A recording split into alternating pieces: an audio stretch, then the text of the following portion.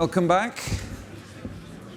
I hope you're all suitably refreshed, despite your cruelly curtailed coffee break. We've got the next panel now, Emerging Technologies with Lord Hague, and I know that this was a big hit last year, so he is indeed here now with much of the same panel to discuss that rather vital question in this conference about emerging technologies and how that impacts on the whole deterrent theme that we've been discussing for the past 2 days. So let's welcome Lord Hague and his panel.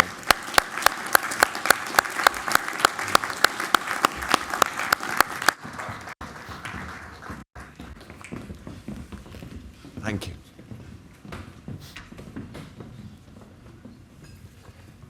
Take the next one, Larry. Thank you. Right, well, good morning, everybody. Pleasure to be here at the London Defence Conference again with a panel which I also chaired last year on emerging technologies. The Prime Minister, in the speech he gave last week, before he called the election, said the world is going to change more in the next 5 years than in the last 30 years. And, of course, defence technology will be at the forefront of that, and we have to make sure the UK, United States, and our allies are at the forefront of that. That is bringing immense new dangers, but also huge opportunities to get ahead and to be more secure.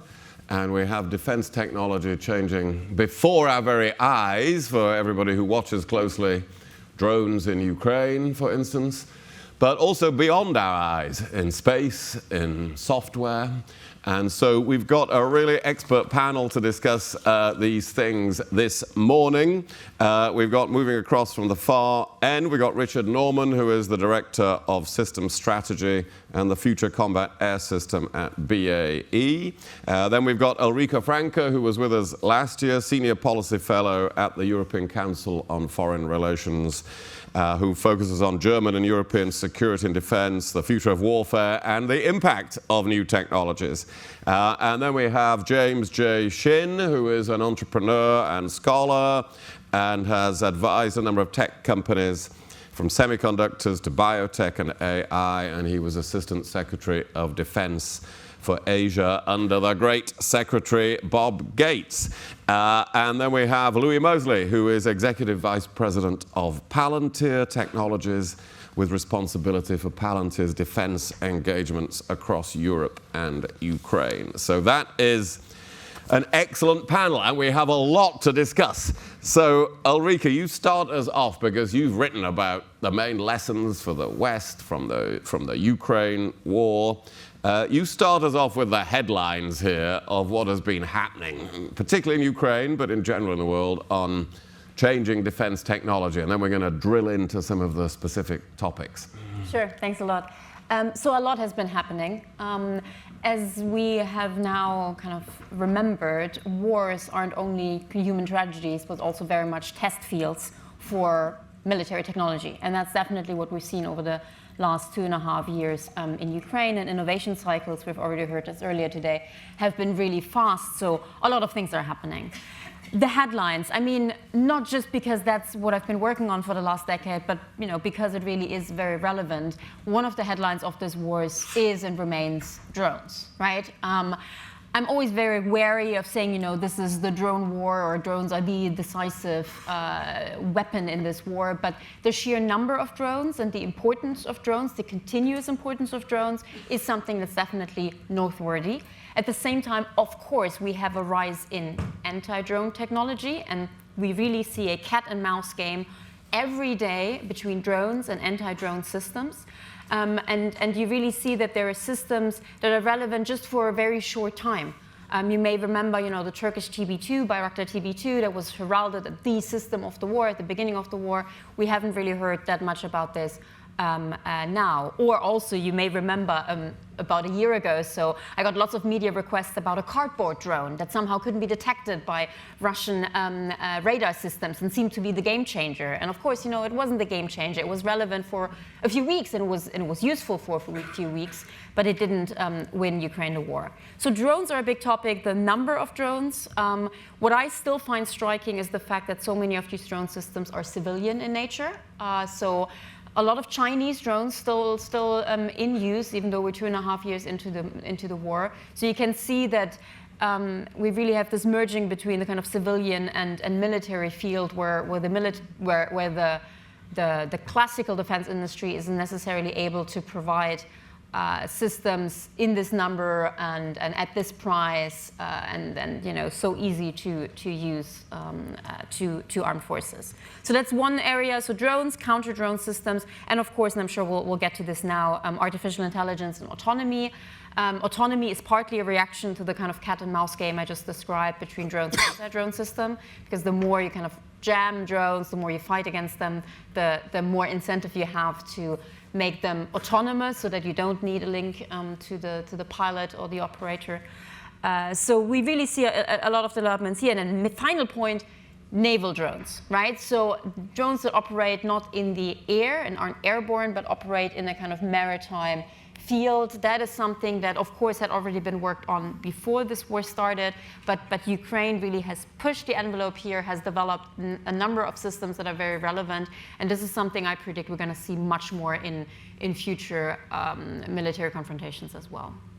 Well, that's a very good introduction, but so let's take those topics to begin with, of drones and AI as well. The US has announced its replicator program for drones, and the UK has recently announced a £4.5 billion drone strategy. James, can you tell us more about the US replicator program? Well, I'm not familiar with the details of that program, but I can say that one of the tech firms I'm associated with today is flying an array of 20 jets over a test site in the Arizona desert, operating as a swarm and using quite elementary AI to coordinate their activities and their attack strategies. When you see the magnitude of the improvement in these AI technologies, it's rather frightening to see how you can combat these. I mean, 250 kilometers an hour, 20 of them, at extremely low altitudes, between these hills. It's remarkable. And Richard, how does the balance of that might be crewed and uncrewed aircraft working together? Where is the balance going then of aircraft that have a crew in them and that are uncrewed, and how do we need to evolve that for the future? I think you're seeing a coming of age of drones being used in a particular context of Ukraine.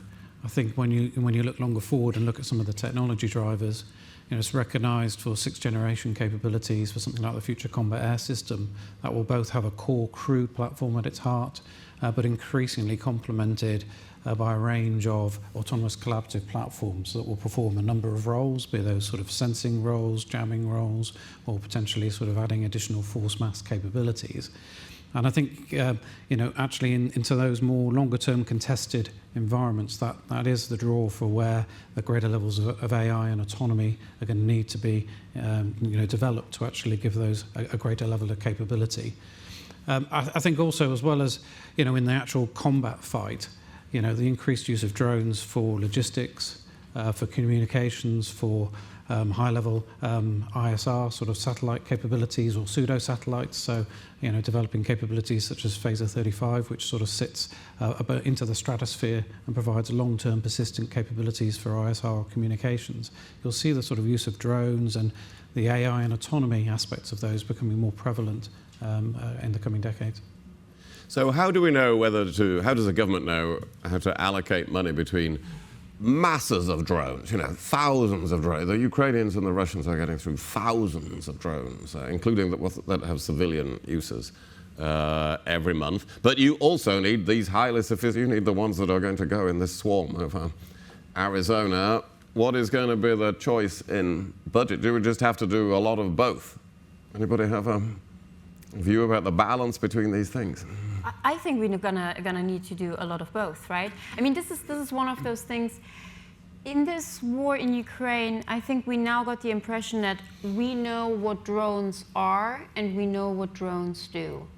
I think we need to be extremely careful with this because context in the war matters. And yes, now in Ukraine, there are certain systems that are particularly important. And these tend to be kind of smaller, cheaper, lighter quadcopter systems that are relatively easy to get. Now, caveat, part of the reason why Ukraine uses so many drones also has to do with the fact that they don't have other systems, right? So I'm always wary when I see, all these videos of drones pursuing tanks and fighting tanks. That can be useful, but let's be honest. Normally, if you want to fight a tank, an anti-tank weapon would be better than a bunch of drones. So success rates with drones aren't that great. But anyway, so we know what drone warfare looks like at the moment in Ukraine. However, as was already alluded to, in other contexts, we may be talking about completely different systems. I mean, we were talking about manned-unmanned teaming, right, or crewed-uncrewed teaming. When you think about Future Combat Air System, I mean the Franco-German Spanish one, we're talking about a crewed plane surrounded by a swarm of drones, right, that help it fight and surveil and all of this. This isn't a swarm of like DJI quadcopter drones, right? These will be highly sophisticated, probably very expensive, probably very kind of autonomous AI-enabled systems. So this is a completely other ballgame. And so let's not think that we've seen kind of one aspect of it, which we have, and which may also kind of happen again in the future. But there are completely other stories about drones out there as well. So huge expenditure to keep up with that in the world for major militaries. I do worry because it's kind of both mass and quality that we need. And Jay, we'll move on in a minute. But James, on this point? It's been interesting listening to the discussion about defense budgets and hard choices that have to be made, even in the immediate prior panel here. The asymmetry in the expense of these platforms is really striking. So there's both there's an opportunity here and a big challenge, right? If the Russian Black Sea fleet's past is the future of every other surface navy, when I think those boats cost like 2,000 euros that took down these $100 million Russian capital ships. The UK Navy is going to have to deal with this as well. And my impression is, and certainly in my colleagues in the Pentagon, there's a certain degree of denial over just how big this threat is and how asymmetric is the budgetary consequences. Well, great news for aircraft carriers. Is it? A $5 billion aircraft carrier. Yeah. That will annoy some people in the audience. But let's just note, in fact, we must move on from drones, but I think you mentioned, Ulrike, the counter-drone technology. That's all moving on. The UK has developed the Dragonfire laser. There is, as we talk about, a new radio frequency weapon that can disable swarms of drones at the same time. But let's move that. This is linked with AI and targeting. And something we've really seen in Ukraine and Gaza has been the use of artificial intelligence to analyze data. In Gaza, there have been reports that Israel's AI system can identify combatants for targeting in 20 seconds. I've even heard 7 seconds from some people. And in Ukraine, Clearview AI has helped Ukraine identify Russian soldiers and officials. Louis, let me bring you in because your company, Palantir, has been described as Ukraine's secret weapon, helping the country withstand the Russian invasion. While not telling everything to the Russians who are attentively listening into our proceedings, what would you like to tell us about what Palantir has been able to do? Maybe I could start with just a quick point on the drones. Of course. And just to underline Ulrike's point about the importance of them in the context of Ukraine. I think we've now, I believe, passed a very grim milestone, which is more people on both the Ukrainian and Russian side are being killed every day by drones than by artillery or bullets now. And so there is a threshold that has been crossed in that conflict. And I think to your question about AI and perhaps the role of software, what we're also learning is the hardware So whether they're made of cardboard or something more sophisticated, the losses are very high. To your point, James, therefore, the unit cost of the hardware needs to be driven down.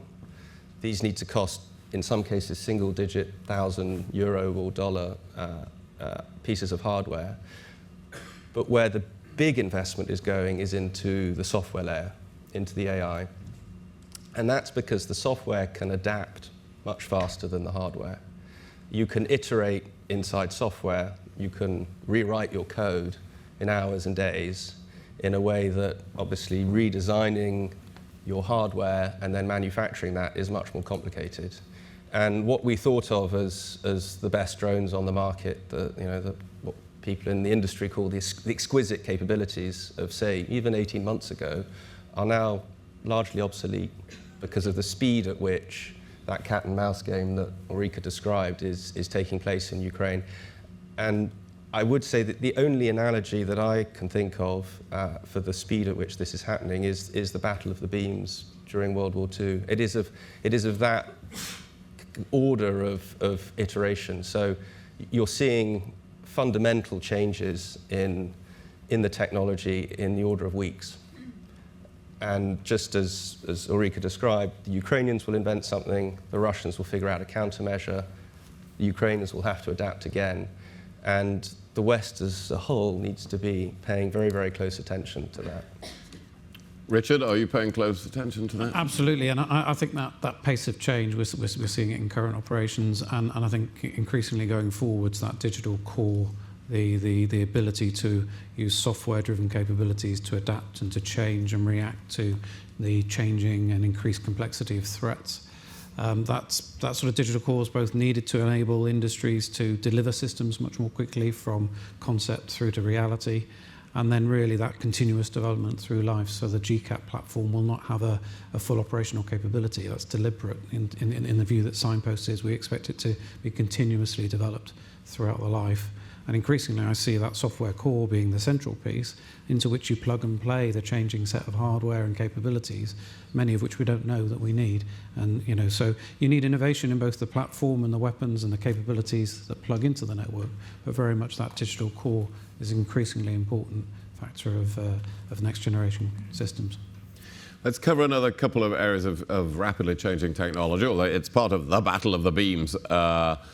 Really, which is what is happening on air defenses in general. We've seen Israel's Iron Dome in action, and they're currently developing the Iron Beam to work from next year. That will be much cheaper to shoot down projectiles.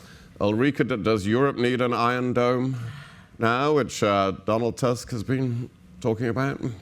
Yeah, there's a big discussion in Europe at the moment, and you may have followed the discussion around the European Sky Shield initiative, which indeed some have kind of characterized as an Iron Dome for Europe.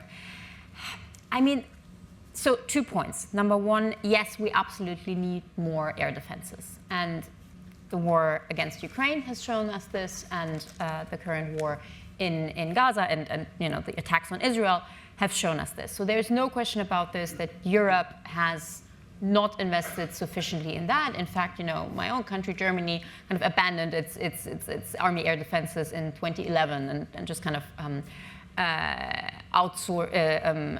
phased out the Gepard air defense tanks that they then gave to Ukraine and that have been so useful. So yes, we absolutely need more air defenses.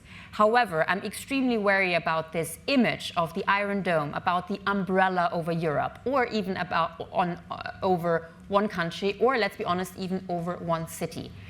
The Israeli situation is very peculiar and very specific, as we're talking about a really small country that knows pretty much exactly where attacks are coming from, what kind of attacks, and all of that. And they've invested a lot of money and a lot of effort into these air defenses.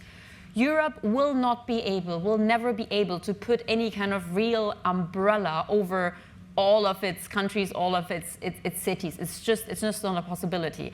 And so I think we need to be careful to kind of pretend that is happening, because I get questions, or I realize that people have assumptions as to, I assume that if we get attacked by the air, we can defend ourselves. And the answer is absolutely not. Now we can't at all. And in the future, we might be able to do a little bit more. But let's be honest, we're going to defend, military installations and some important centers, but not all countries. And so it's good that we're investing in this. What exactly we need to invest in? I'm sitting in Paris, actually, in France, right? And Paris isn't too keen on the European Sky Shield Initiative because it is based on US, Israeli, and German technology rather than on other European systems, including French ones. So we need to build up these capabilities, and we need to build up our own industry to manufacture these capabilities. But let's not pretend that we're not going to put up an umbrella over Europe. And one thing that's very hard to defend against is hypersonic missiles. Yeah. But now work is taking place in the United States, maybe with Japan, on countering hypersonic missiles. James, anything? Or Richard, anything? Or anyone? I think the only useful insight that I could share with regard to that is there's almost no defense against these hypersonic missiles. It's like these high-speed drones. You have to detect them. Then you have to identify what they are. Mm-hmm. Then you have to decide on a countermeasure in an extremely short period of time. And then they're going at Mach 5. And by then you're over. Yeah. And we're coming back to AI and autonomy, because the way you defend it, if you're ever able to defend against, it won't be a human being kind of tracking. That will solely be done by it.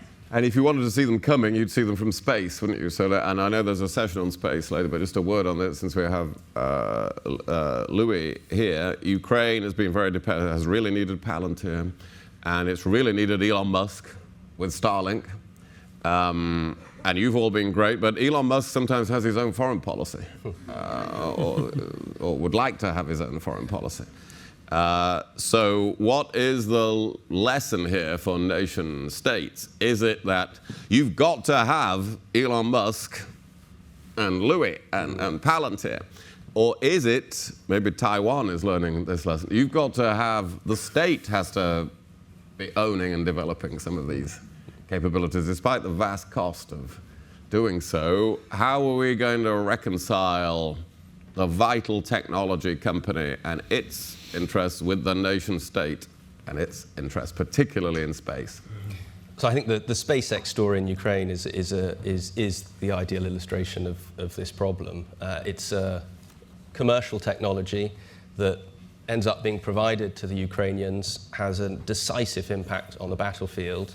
But the way in which that happens is over Twitter between Elon Musk and the Minister for Digital Transformation in Ukraine. It does not begin as part of Western support or the long arm of the Western national interest coming to Ukraine's aid. And I think Ukraine obviously is a theatre where that sense of who the goodies are and who the baddies are is broadly shared. We move to other theatres that's much, much less straightforward. There isn't that kind of consensus. And the fact that this crucial technology sits essentially in the commercial domain, not part of that broader defence industrial base who play by a set of rules that were established 70 or 80 years ago, I think presents a big challenge. And I don't think it's just SpaceX. I think much of actually the technology that is the Western offset now against our adversaries sits largely in the commercial sector. Going back to the Battle of the Beams, the Lindemann or Tizard of now probably works for OpenAI or Meta. They're not working for DSTL. Yeah. Okay, major challenge for nation states. Ulrike, just quickly, because we'll move on to other... One sentence to add, because you're right that a lot of the capability sits in the commercial sector. But since we're in London, I'd just like to add that a lot of these capabilities sits in the US commercial sector. And are we to, isn't it the view of maybe the Chinese and the Russians that we're getting too dependent on space and have vulnerabilities in space? And we just see this week, allegedly a Russian satellite that is an anti-satellite weapon joined the orbit of a US satellite. Richard, is this, we're going to need weapons, we're going to need to be able to defend Western satellites, aren't we? I think, as you say, the increased contesting across all domains is going to continue. So yes, we need to understand how are we going to put capabilities in place to defend against those threats. And then I think look at, well, how can you increase your resilience? What other capabilities can you put in? So that sort of pseudo-satellite capability, so the high altitude, persistent sort of solar hail capabilities, which could provide alternatives to space-based capabilities, provide some resilience, but also provide greater levels of adaptability. Maybe they can be more deployable, you can bring them down, you can change the payloads in a more easy fashion. So it's a sort of question of how do I build my resilience through looking at the use of technologies and different capabilities, as well as how can I defend the capabilities in the domains where I already have them deployed. Right. And I think the innovation, sort of picking up the point on the innovation from the commercial sector, let's face it, defence can't afford to develop all the technologies that it needs to be able to leverage and bring to meet the threats of our adversaries. And other nation states are much better at closely coupling their commercial technology sectors and their defence sectors. I think we need to recognise that we've got to pull those technologies and capabilities through.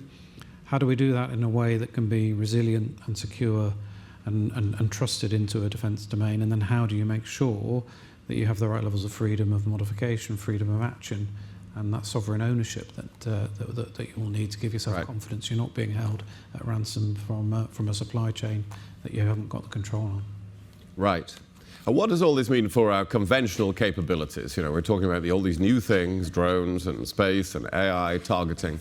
But if you're a soldier in Ukraine, you're still sitting in a trench, and there's a tank coming at you and there are artillery shells coming down on you. Although, as Louis said, you might be more likely to be killed by a drone now.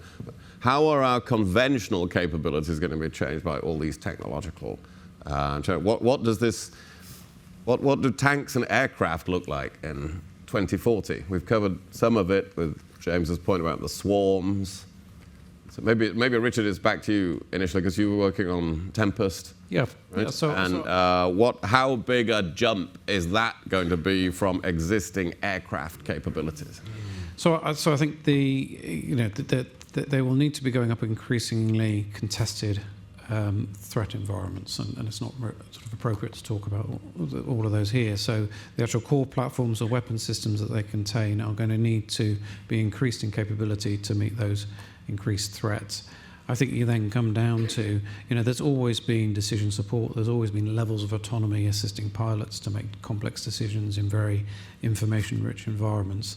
That is just going to continue. So where we can leverage the digital capabilities, where we can leverage and improve the AI and autonomy on board the platform systems that are crewed, and where you can complement those capabilities with uncrewed assets and autonomy across the network, is the way of helping to maintain that competitive edge. So that sort of digital enablement, the advent of more systems working together in more complex multi-domain environments. So not one platform is going to meet a sort of a threat as maybe would have been seen previously. It's very much that network effect enabled to support crewed and uncrewed assets.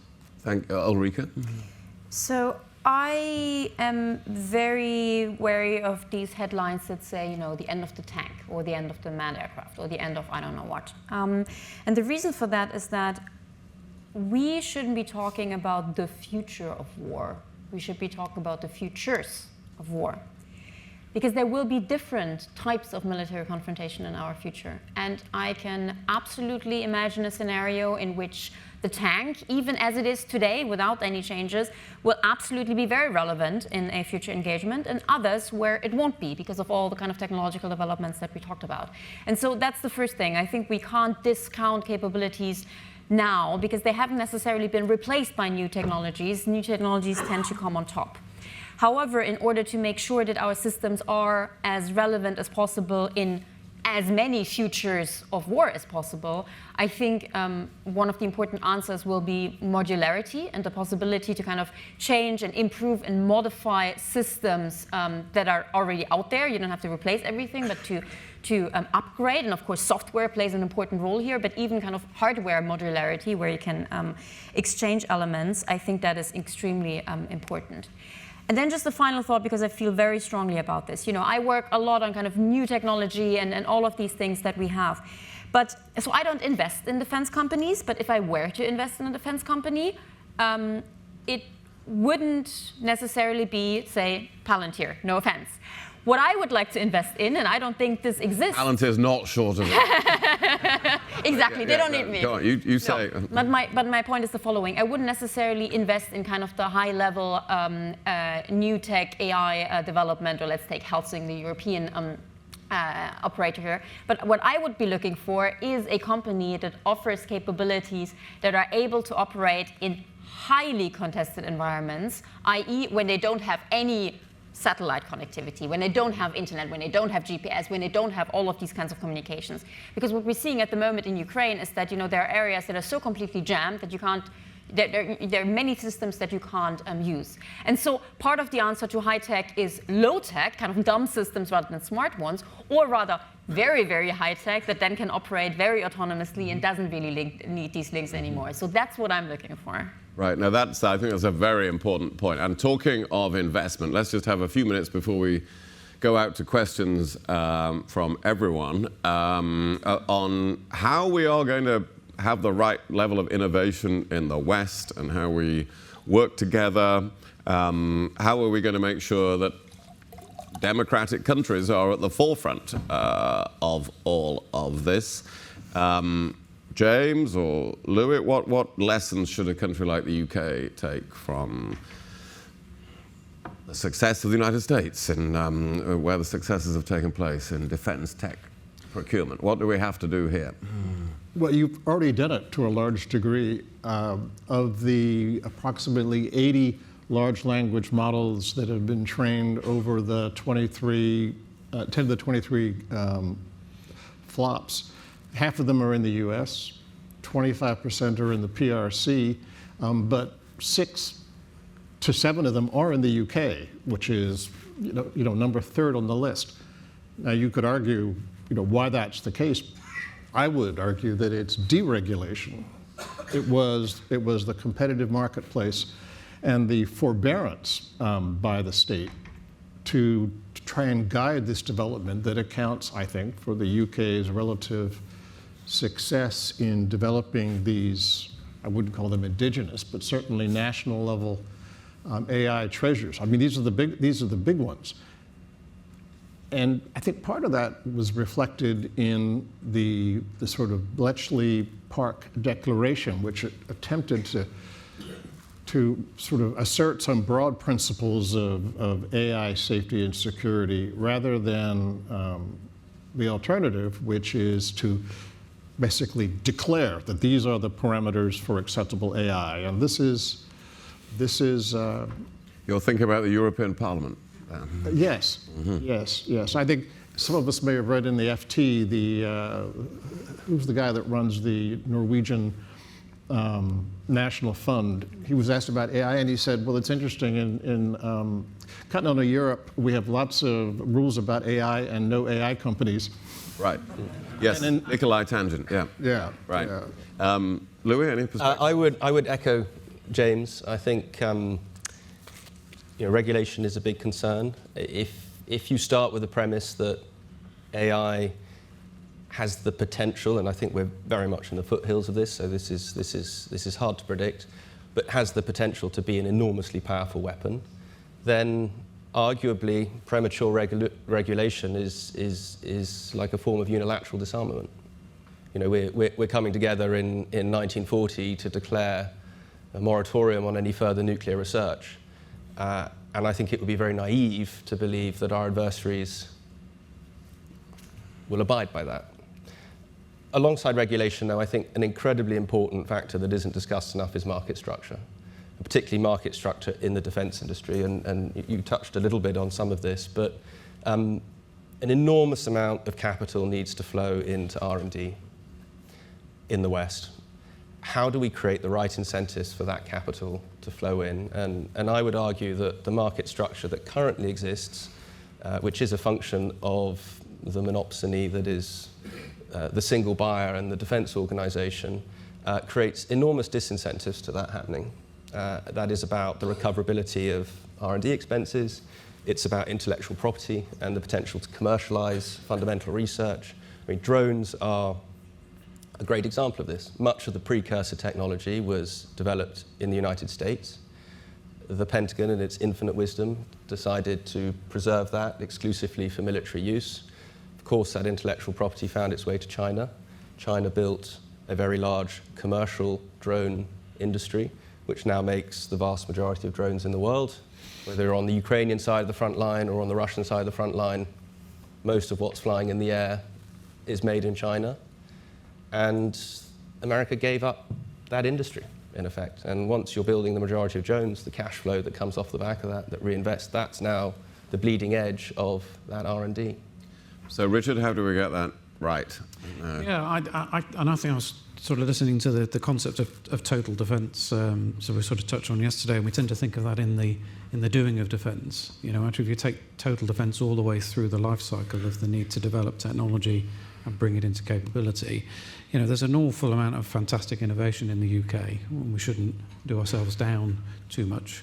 And you know, and examples of where we can focus both industry investment and match that and align that really closely to government priority and government investment are probably too far between. But take the Tempest capability development, the Tempest technology developments. There's been over £1 billion of investment from industry, north of £2 billion matched by government funding. That's a great sort of example of where you can align the innovation and the interests of industry with the operational needs of the military. And that close working to get a greater appreciation of the challenges of the future and how technology can be aligned is one example. And I think then we need to get better at forming much more flexible ecosystems. So bring the commercial technologies, the tech companies together with maybe some of the more traditional defense integrators who can bring that high integrity, that high assurance skills from the years of their experience. And then continue to leverage innovations from many universities, you know, in terms of the quantum technologies, the AI technologies, as well as bringing that in from the tech companies, like the Palantirs, actually bring that in from the universities. So I think just really driving that ecosystem innovation, but getting the procurement systems to get that time to market, picking up on James's point. How do you break that time to market, which will encourage innovation? Right. And Ulrike, Lasker, we're going to have questions from the audience, but I just want to give the last word on this to Ulrike. Driving the ecosystem, the innovation, is Europe ever going to be able to keep up with the US and China in doing that? Yes. So I must admit I feel extremely uneasy just letting it stand on this panel that somehow regulation and putting in place procedures and how to use things is necessarily or by definition a bad thing.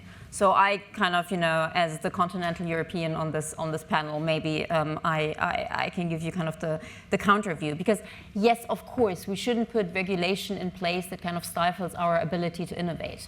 And therefore, you know, the kind of the devil is in the detail, no question about it. But we can see, I need to caveat this by saying these are unverified reports and the IDF isn't confirming this, but I'm sure you've all seen the reports about the alleged use of AI for targeting recommendation in Gaza by the IDF. And if I take at face value what these reports say, it strikes me that here the IDF does exactly the things wrong that everybody, you know, in the expert community has been warning against. Namely, the problem isn't the AI system as such, as far as we can tell, that seems to work reasonably well, but that there aren't procedures and controls in place of making sure that, you know, what the AI is recommending does make sense and how to respond to this. And kind of thinking about these things, putting rules and regulations in place on how to do this, regulating on what should, how it should be used, honestly, that strikes me as a very good idea and something that's very much in our interest. So I don't like this idea that somehow, putting in rules and regulation is necessarily just hindering us while our opponents do not care about this at all. I mean, first of all, we don't know to the extent our opponents care about this, but if we do care about it, we need to kind of factor this in. And let's be honest, we've had great discussions on this over the last years, including in the defense industry, on how to do this. So I don't like this kind of general idea of somehow putting regulations in place is bad and it's going to hurt us. A lot of this is in our interest, and so we just we need to get this right, but we also can. Okay, good diversity of views there. We've got some time for some questions, so there are some microphones. I think we'll go here in the middle at the front to begin with, and then the lady further along that row. We'll get in as many as we can. Do say your name and organisation if applicable. Hello, thanks for the conversation. Aaron Dawson, PhD candidate with the Freeman Air and Space Institute at King's. We've heard from the panel about the rapidity of the innovation cycle. How do we know when is the right time to seize the state of the art, ramp up production, particularly when the hardware, modularity or otherwise, could be obsolete in 6 weeks' time? Thank you. Right, Louis, this is a question for you. I think the short answer is yesterday. The very clarifying thing, for me anyway, looking at Ukraine, is the degree to which the West does not have the industrial capacity required to maintain adequate stocks to support Ukraine and defend Western countries. And this has become clear over the course of 2 years. And yes, moves are being made, but I don't think they're being made nearly fast enough. James? Can I pile on that in emphatic agreement? I mean, I used to work in microprocessor design and development. I'm that old, and I was in the Valley when Moore's law was established, right? Which is that the density of the transistors in a square centimeter of the wafer were doubling roughly every 2 years. And that's brought all these other miracles of mobile telephony and everything else. It turned out that the computational density of these large language models is increasing by a factor of about 4 annually, roughly 4.4. Now, they're not exactly comparable indices, but it suggests that the rate of technical change that we have to deal with, including from a regulatory standpoint, in frontier models is roughly 8 times what it was in Silicon Valley. So that would suggest that the urgency of figuring out what we're going to do, including from both a conventional and a strategic nuclear standpoint about AI, is really, it won't wait for a year defense review, for example. But that's very hard for governments, isn't it? So you are saying, we might have a new government in 6 weeks' time in Britain, and they will start a defense review. And that often takes a year. So you're saying in that time, certain capabilities will have moved on 4 times over in that time. I think it's right. It was yesterday. And, yeah, exactly. So this is a huge challenge for political decision-making, regulatory and in every sense. Yes, the lady there, and then we'll move over to this side somewhere, so we'll get that gentleman on the edge after that. Marina Henke from the Hertie School in Berlin. I would like to dig a little bit deeper into the future of the defense industrial space in Europe and the United States, because I think this is really crucial. I remember discussions in the UK in the 1990s with all sorts of plans of European cooperation, of European mergers, and some quite successful examples. My impression right now is that UK industry is very much focused on AUKUS and kind of like looking towards the United States, where the big industrial cooperation comes from, and very little interest in cooperating with France and kind of like the remaining European countries. And I'm worried that we need unity. I think this comes out of this conference. We need cohesion, and these 2 blocks that are forming, if I'm correct, might not necessarily help a NATO unity and unity of the West. So am I wrong? Is this kind of like just my impression that the UK is actually no longer in the big picture interested in continental European, if I may say, cooperation? Or where do you see the future go?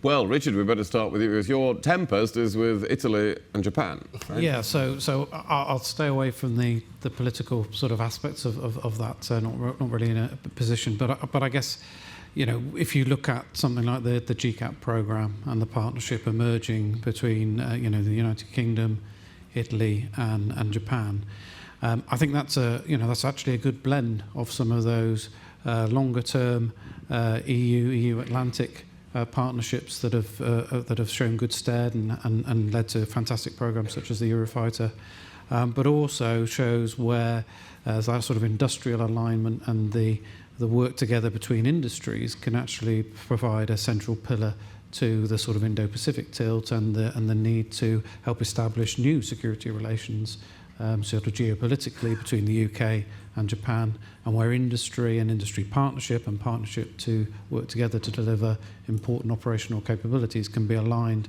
to those national strategies. You know, that partnerships continue to exist and deliver to great effect across Europe. So I don't necessarily see it being one or the other, but recognising in all of the discussions yesterday in a much more multipolar world, actually the strategic relationships, the industry partnerships, the government partnerships will continue to expand.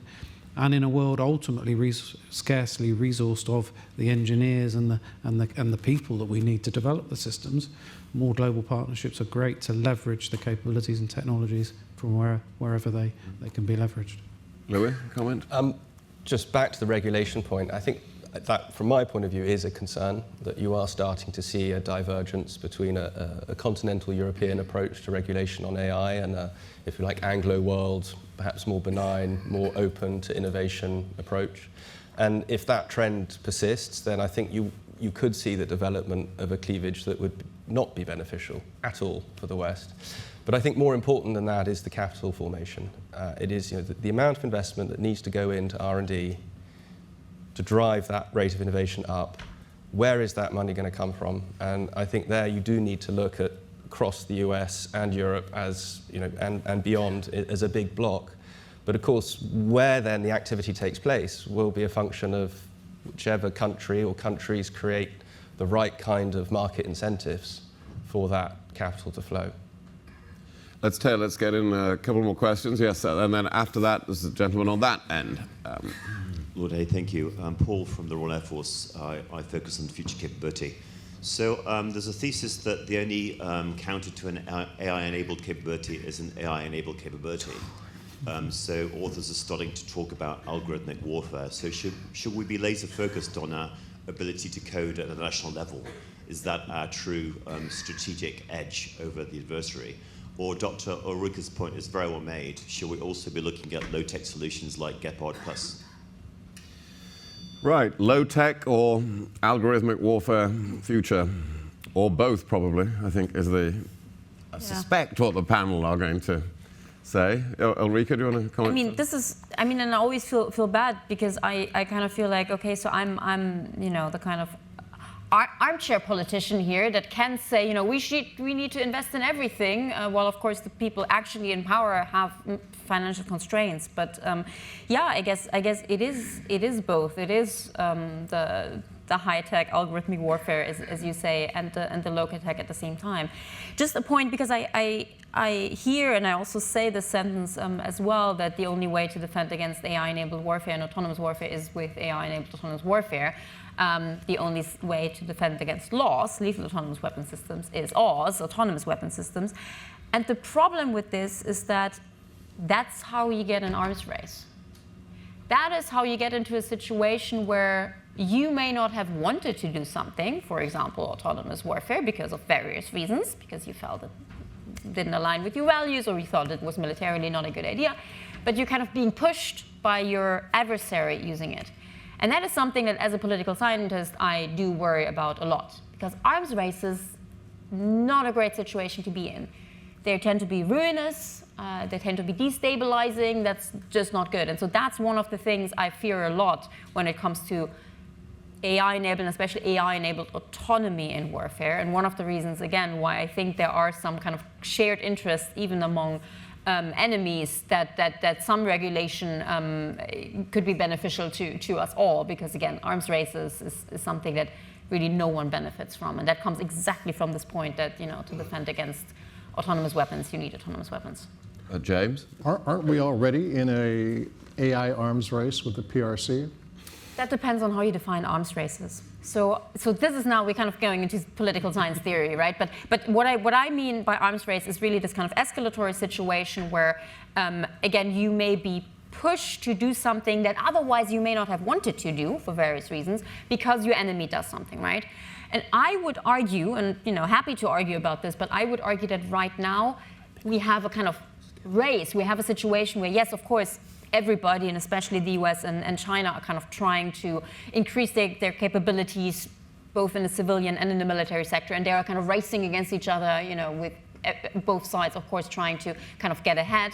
But I'm not seeing yet this really kind of escalatory situation where you think, because China has done X, I will need to respond with Y, and so on. And at one point, you may find yourself in a situation where you say, I'm ahead right now, so it is in my interest to kind of attack right now, because otherwise I'm going to fall behind again. So I don't think we're in that scenario yet, but you're right in that, of course, there is a race, a competition going on. A quick comment from Louis, and then we'll take that question. Just wanted to pick up on the skills aspect to your question, and the do we need a national coding initiative of some sort?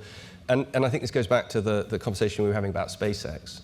The challenge we have is that those skill sets, that expertise, currently sits in industry, in the commercial sector, a very, very long way away from defence. The individuals that have the skills required to compete in that algorithmic arms race are in companies where they don't have any relationship with the defence national security sector, they don't hold clearances, that there is a total ships in the night problem. And I think this comes back to how do we collectively in the West brigade what is the offset, which is our technological advantage again.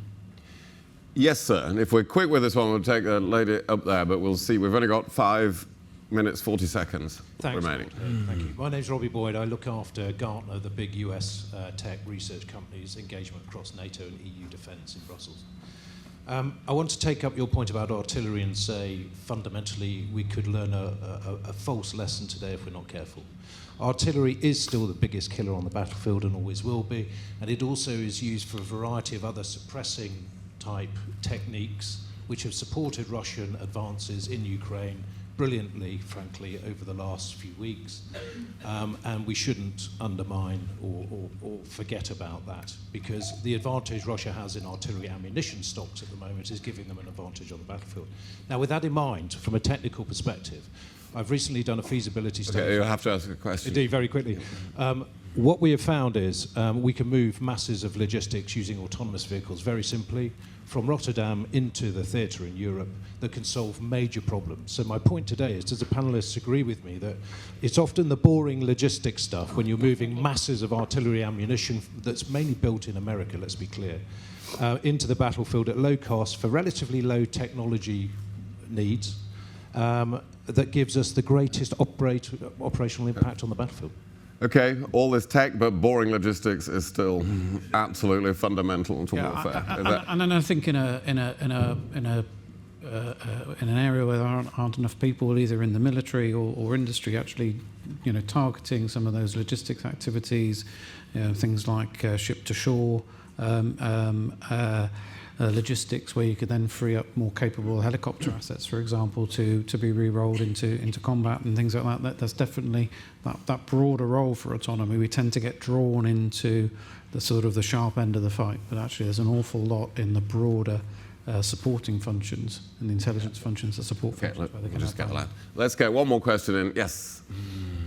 Thank you for taking my question. My name is Paige. I'm doing my PhD here at King's on AI in national intelligence. I'm looking at the outsourcing of the technology from the private sector, and it's quite interesting to me that most of you are from the private sector here.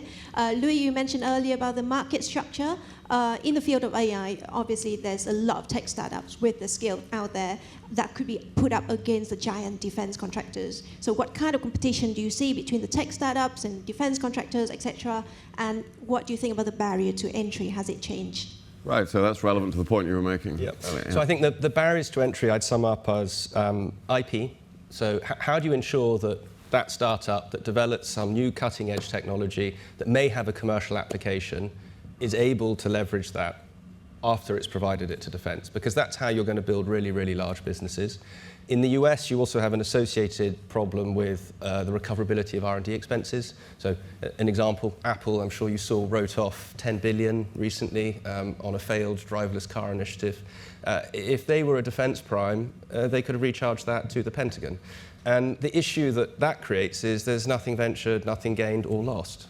So you have to create a world in which people who are successful can build very large, successful businesses, and people who are not will lose money.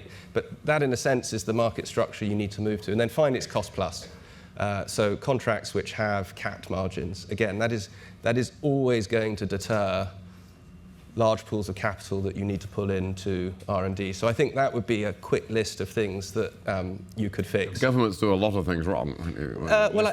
I think they, because it's a monopsony, it falls to them to create the market incentives. And that's what we need to really pay a lot of attention to.